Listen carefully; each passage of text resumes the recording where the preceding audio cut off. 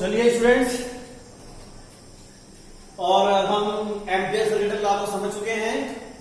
अब हम करेंगे इसका प्रूफ। तो इसके प्रूफ के लिए हमें क्या करना है, जो स्टेटमेंट है मैं उसी को भी प्रूफ करूंगा। बस आप ध्यान दीजिए कि मैं स्टेट क्या कर रहा हूं। मैं यहां पे ले रहा हूं एक इनफाइनेटली लॉन्ग स्टेट कंडक्टर जिसमें करंट फ्लो हो रहा है आई।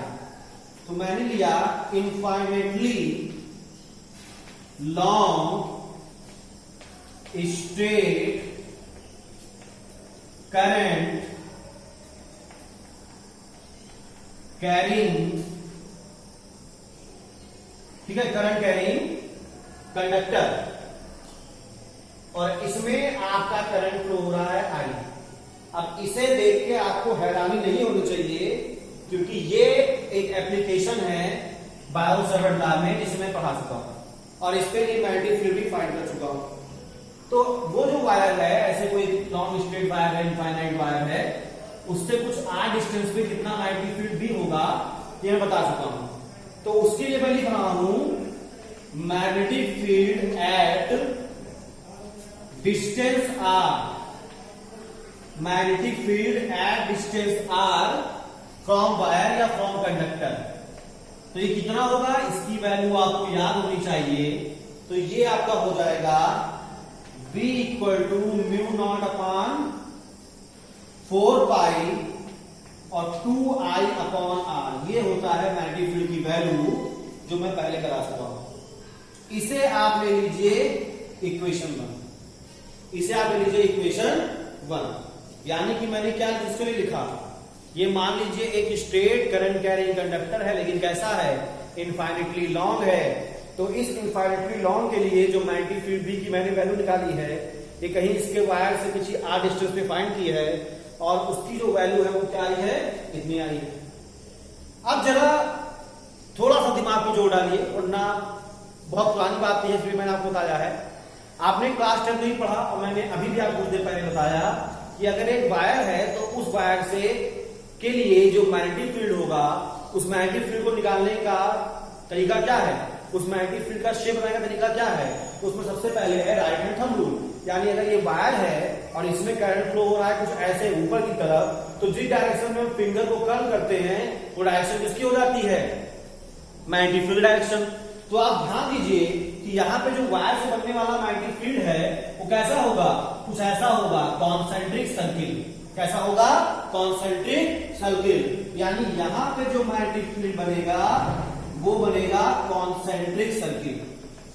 कॉन्सेंट्रिक सर्किल मतलब एक ऐसी सर्किल्स जिनका सेंटर एक ही हो। एक सर्किल ये, दूसरा ये, तीसरा ये। अब ये क्या है, तालाब में पत्थर मारा, एक सर्किल बना, दूसरा बना, तीसरा बना, चौथा बना। ये क्या है, ये सारे हैं कॉन्सेंट्रिक सर्किल। तो यहाँ पे मैं उस मैग्नेटिक फील्ड को ले रहा हूं। क्यों, क्योंकि वो एक इनक्लोज पाथ होगा, और उसी के लिए हम एम्पियर लॉ प्रूव करेंगे। तो यहां पे मैंने ये ले लिया वो मैग्नेटिक फील्ड जो कि कॉन्सेंट्रिक सर्किल के फॉर्म में है। तो मैंने एक सर्किल ले लिया। अब ये इस सर्किल का हो गया सेंटर, इस सेंटर से ये डिस्टेंस हो गया R। इस R डिस्टेंस के बाद यहां पे कुछ इसका होगा करंट एलिमेंट DL, और DL के साथ साथ इसी डायरेक्शन में टेंजेंट पे ही कुछ होगा इसका मैग्नेटिक फील्ड B। आई बात समझ में। तो करंट डायरेक्शन कहां होगी, करंट तो बीच में होगा ना, क्योंकि वायर तो ऐसे है बीच में। ठीक, तो ये इसका हमने ले लिया। अब ये क्यों ऐसा लिया है समझिए, और इसमें जो करंट फ्लो हो रहा है वो है क्लॉकवाइज, यानी ये। समझे आप, क्या किया मैंने, ये एक सर्किल ले लिया। इस एक सर्किल के लिए ये यहाँ पे इसका मैग्नेटिक फील्ड भी टैंजेंट, और डीएल भी इसी टैंजेंट पे आ गया। आई की वैल्यू ये हो गई, इसका रेडियस हमने आर ले लिया। तो इतना आप नोट कर लीजिए, क्योंकि जब मैं जो अगला एक्शन करने जा रहा हूं उसके थ्रू क्लीन कर दूंगा, फिर आपको ये करना है। और ये वैल्यू अभी हमें यूज करना है, इसलिए इसको ध्यान रखिएगा, इस जगह लिख के रखिएगा। ठीक है, अब यहां से हम क्या करेंगे, जो एम्पियर ने कहा है उसी को अप्लाई करेंगे। तो चलिए एम्पियर में क्या कहा है उसको करते हैं। तो एम्पियर ने सबसे पहले क्या कहा, line integral of magnetic field भी। तो मैं इस कॉन्सेंट्रिक सर्किल के लिए लाइन इंटीग्रल फाइंड करूंगा, यानी लाइन इंटीग्रल किसका था, एक क्लोज पाथ का। और तो क्लोज पाथ है कि नहीं है भाई, बिल्कुल क्लोज पाथ है, एक सर्किल है चारों तरफ से बंद है तो क्लोज पाथ है ही। तो ये line integral around circular path, कैसा पाथ है ये, सर्कुलर पाथ। तो लाइन इंटीग्रल क्या होगा, इंटीग्रेशन b डॉट dl, बस इतना तो ही है। सॉरी, ये क्या है, ये है लाइन इंटीग्रल dl और इंटीग्रेशन लाइन इंटीग्रल ओवर ए क्लोज पाथ यानी सर्किल, किसका, मैग्नेटिक फील्ड b का। अब आप जानते हो ये भी क्या है, जो b डॉट dl है ये है dot product a dot b यानी ab cos थीटा। तो ये क्लोज इंटीग्रल और b डॉट dl की वैल्यू क्या हो गई, b dl cos थीटा, जहां पे थीटा क्या है, थीटा है आपका मैग्नेटिक फील्ड b और करंट एलिमेंट के बीच का एंगल। अब जरा यहां पर ध्यान दो कि जो मैग्नेटिक फील्ड b है वो कैसा है, टेंजेंट टू दी सर्किल है। मैग्नेटिक फील्ड b क्या है, टेंजेंट टू दी सर्किल है, और डीएल फील्ड क्या है, उसी टेंजेंट पे है, यानी इनके बीच का जो एंगल थीटा है वो कितना हो गया, 0 डिग्री। भाई तो दोनों एक ही डायरेक्शन में हैं तो इनके बीच का एंगल कितना हो गया, 0 डिग्री। तो यहां से फिर cos 0 की वैल्यू क्या हो गई, 1, यानी यहां पे जब थीटा की वैल्यू 0 पुट करेंगे तो cos 0 क्या मिलेगा, 1। यानी इसके लिए हमें जो line integral of magnetic field हो गया ओवर यानी क्लोज पाथ को क्या मिला हमको, ये हमको मिला integration, close integration b dl। अब जरा बताओ इसमें और इसमें क्या फर्क है, सोचो, दिमाग में जोड़ डालो, ये वाले लाइन में और इस लाइन में क्या फर्क है, या इसके लेफ्ट और राइट वाले में क्या फर्क है, दिमाग को जोड़ डालो क्योंकि यही साइंस है।